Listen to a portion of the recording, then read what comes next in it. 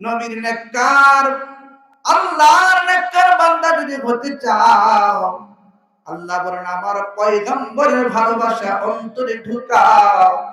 যেমন ভালোবাসা ঢুকাইছিলেন হযরত বেলাল।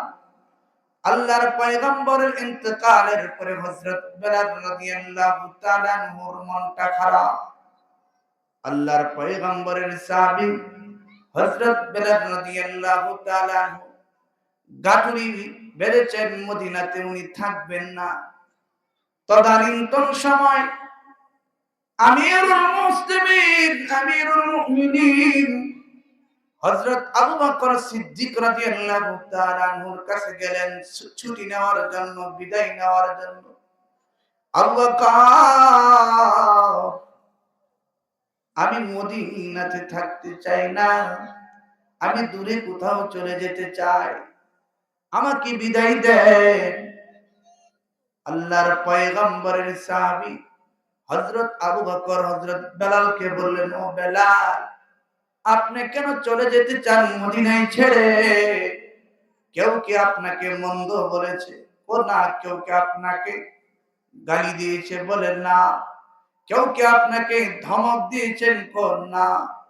তাহলে ও নবীজির আদরের সাহাবী বেলাল, মদিনার পয়গম্বরের রওজাকে আপনি রেখে কেন দূরে চলে যেতে চান?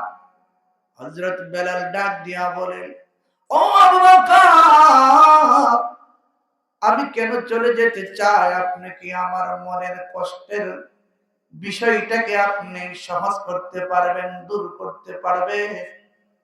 হযরত আবু বকর বলেন, বেলাল আপনি বলেন, দেখি চেষ্টা করে দেখি আপনার মনের ব্যথা দূর করা যায় কিনা।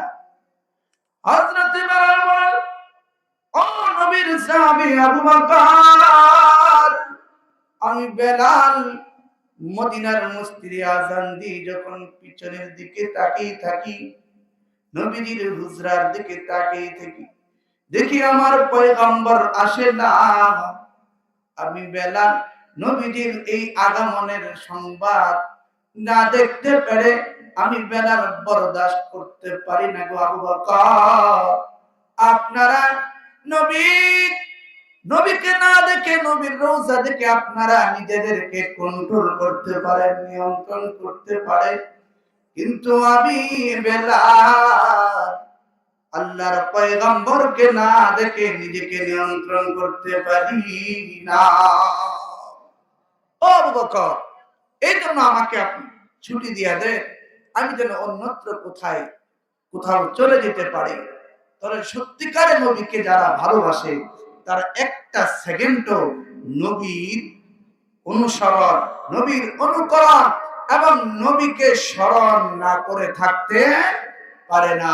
আর নবীর অনুসরণ, নবীর অনুকরণ, নবীর ভালোবাসা যখন এই উম্মত তার নিজের অন্তরে লালন পালন করে বাস্তবায়ন করতে পারবে, সূরা আলে ইমরানের ভাষায় তার সে আল্লাহর খাঁটি প্রেমিক আশিক হতে পারবে। আর আল্লাহকে যদি কেউ ভালোবাসে, পয়গম্বর বলেন, মান আহাব্বা সুন্নতি ফাকাদ আহাব্বানি, যে আমার পথ, আমার মত, আমার আদর্শকে যে বা যাহারা অনুসরণ করবে তাদের পুরস্কার হলো তারা জান্নাতে, আমি পয়গম্বরের সাথে একসাথে জান্নাতে থাকবে। সুবহানাল্লাহ। আল্লাহ তাআলা আমাদের প্রত্যেককে সরকারে দু আলমের খাঁটি আশিক প্রেমিক হয়ে আল্লাহর তৈরি জান্নাতে একসাথে থাকার তৌফিক দান করুক। আমিন।